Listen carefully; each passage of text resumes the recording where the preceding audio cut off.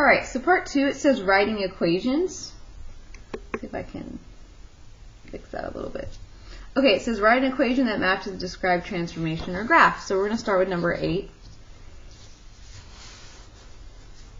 It says the graph of f of x equals the cube root of x has been shifted right 5 units, up 3 units, and is decreasing. So 3 things that they tell us.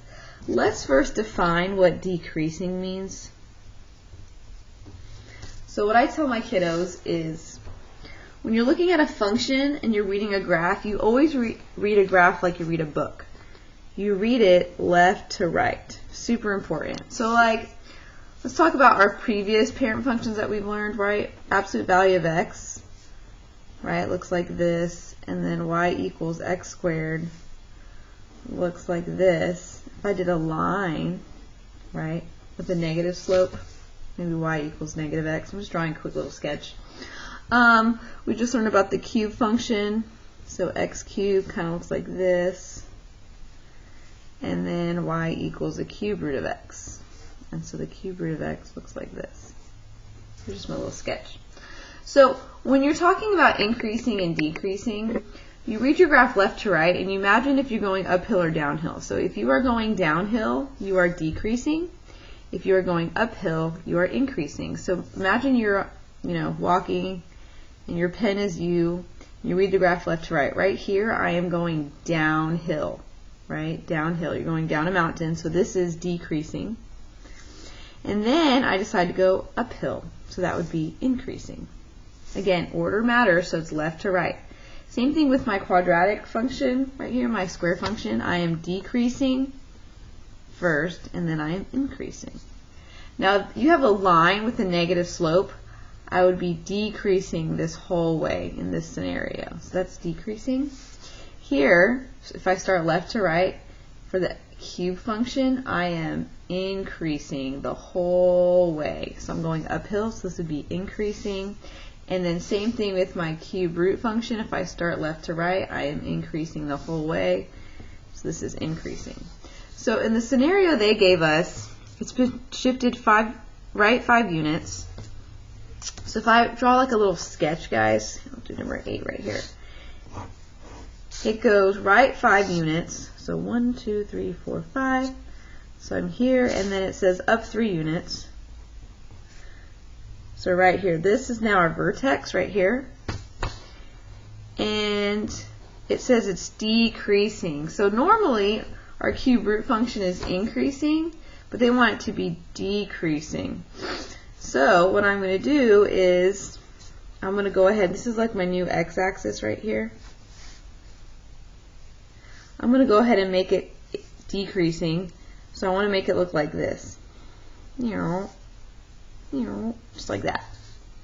So that way when I read the graph left to right, I am decreasing. So what did I do? I actually flipped it over this line right here. So that is like your new x-axis. So I flipped over the x-axis, right? Because normally your graph is here, and normally it's like this, right? The parent function. But I flipped it over the x-axis.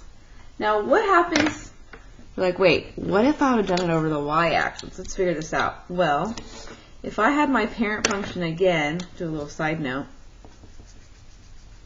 right, here's my parent function, and I wanted to flip it over the y-axis.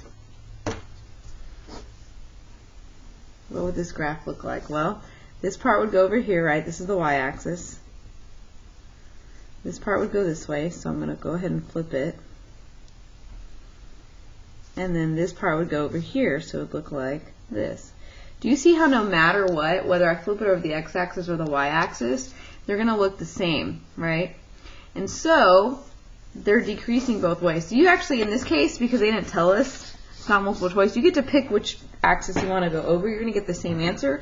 I would recommend you flipping it over the x-axis, because the negative is going to go on the outside, and that way you don't have to worry about the indisguised or the Batman scenario where you have to distribute. So for this one, it's going to have a negative on the outside. It has been shifted right 5 units, so that's going to be x minus 5. You do the opposite, and then up 3 units. That's my final answer. Again, if you would have put the negative on the inside, that would have still totally been correct, but you would need to put this in parentheses. And if you want it to distribute, it would look like this. Negative x plus 5 and then plus 3 on the outside. Again, it's just easier to do it for a vertical flip. That way you don't have to worry about the negative on the inside distributing. Alright, so now we're going to look at number 12.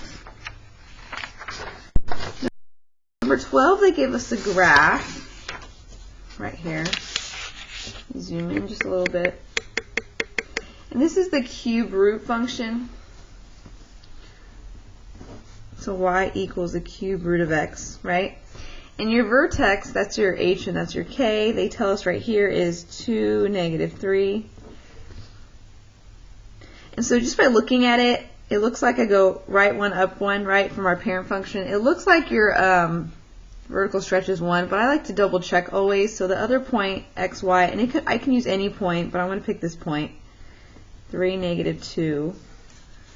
I'm going to double check just to make sure that my vertical stretch is 1.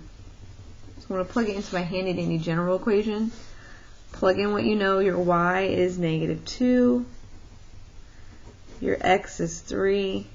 Your h is 2. And then your k is negative 3. So let me go ahead and simplify. 3 minus 2 is 1, so I have the cube root of 1 minus 3.